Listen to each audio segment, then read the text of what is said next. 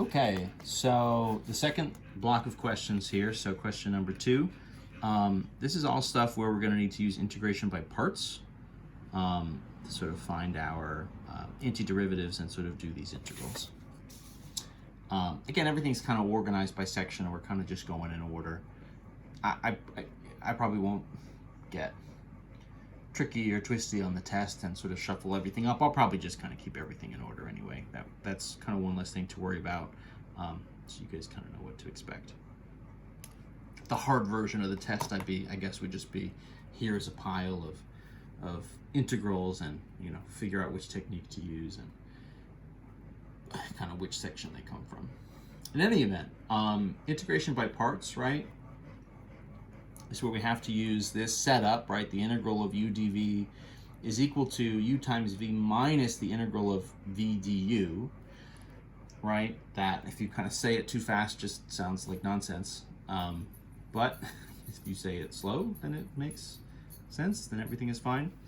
The big thing here, it's sort of this, it's like an extended sort of double u substitution, right? So you need to pick a u and you need to pick a dv. And there are kind of different suggestions. In this case, if we do the integral 6x squared e to the x dx, as always, just a quick kind of mental check, can we sort of find this integral in any other way? And the answer here is no, right? These different parts don't match up. If we want to do a regular u sub, you would hope for something maybe x cubed up here, so it would give you a derivative of x squared. That's just not what's happening. So our suggestions were, if I have an e to the x, e to the x dx makes a good dv, because e to the x is its own antiderivative, and then any kind of x's to powers would make a good u.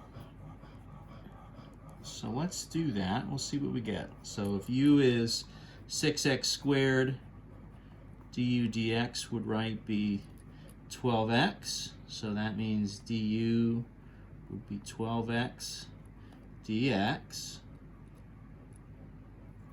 So that's u and du. I also need, so dv I've got, so then I need to find v. So if dv is e to the x dx, then the integral of both sides, right? So that's going to get me v by itself, and so then this would be, e to the x plus big C, or we're kind of leaving the c's off of here, right? So dv and v, usually I color code these different colors, don't I? I didn't do that here. Let's do dv in purple.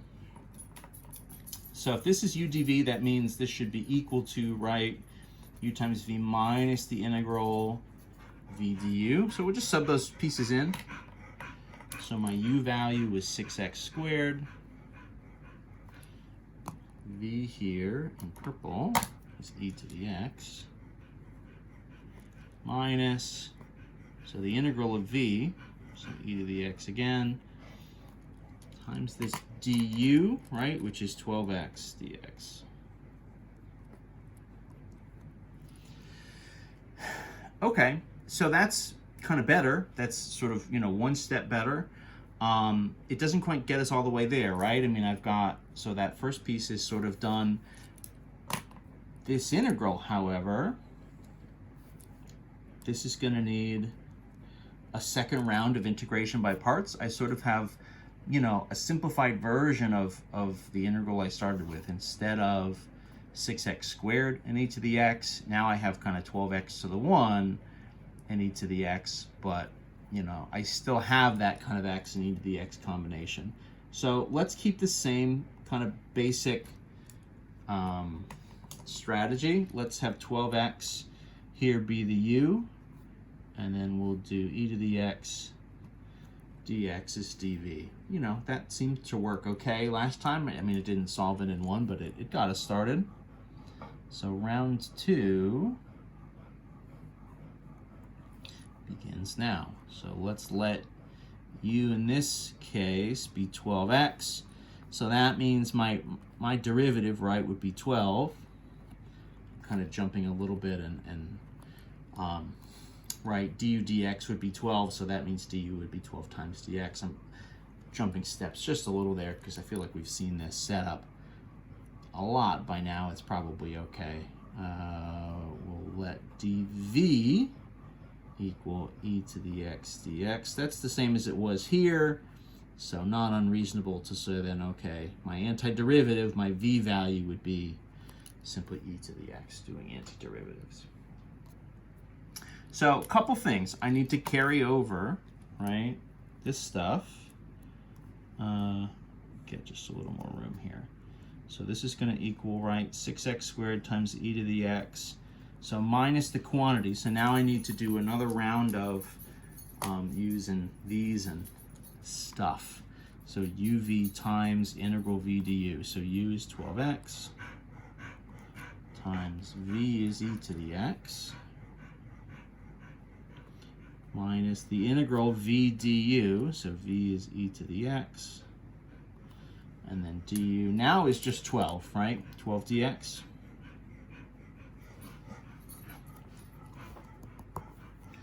So after 2 rounds,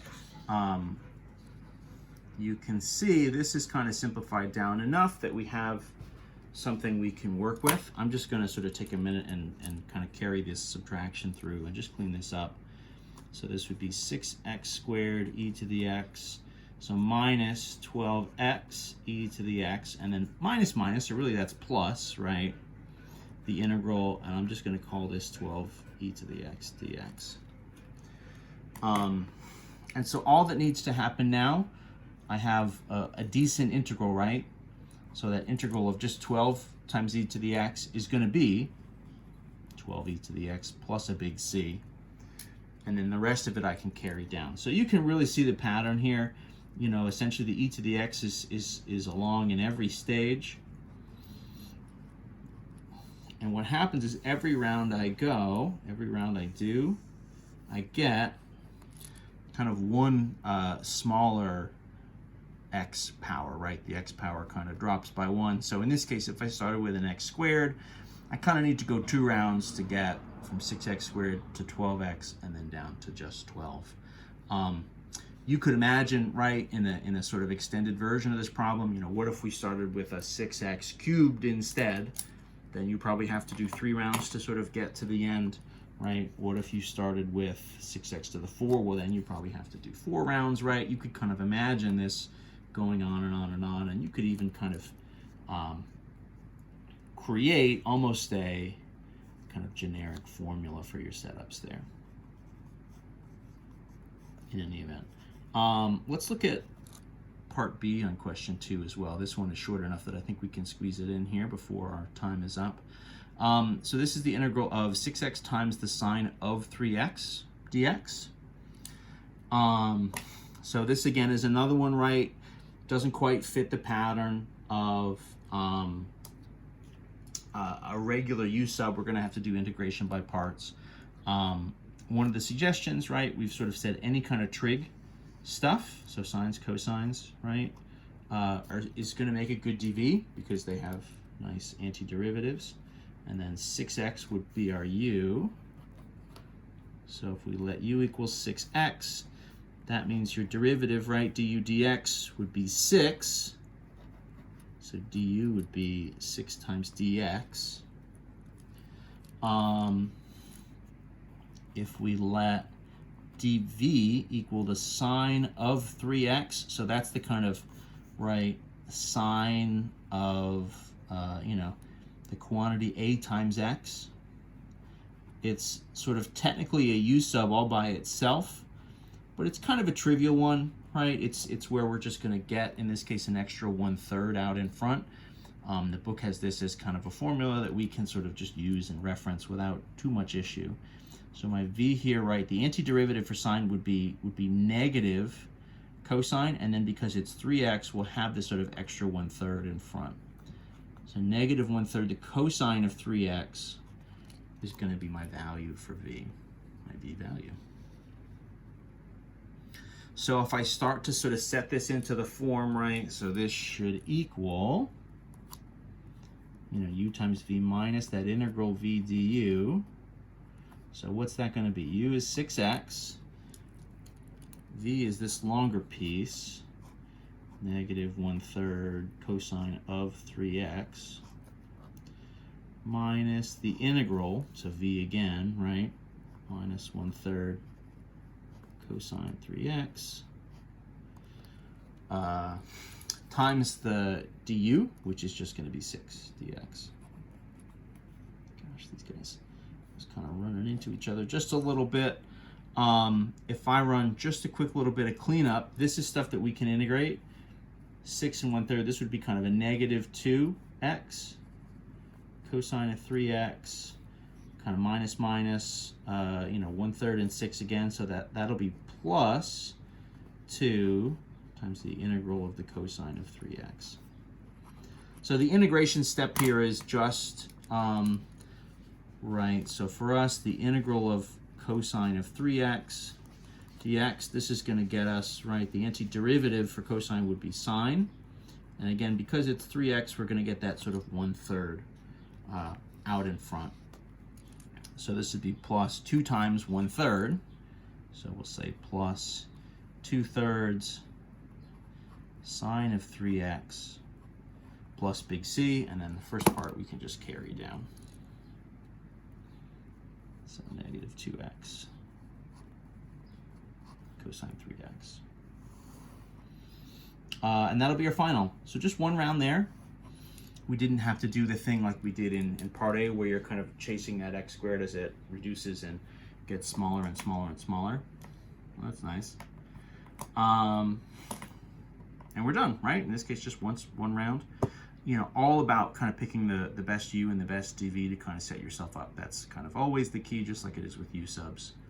So that's the key here too. All right, we'll see you for C and D in the next one.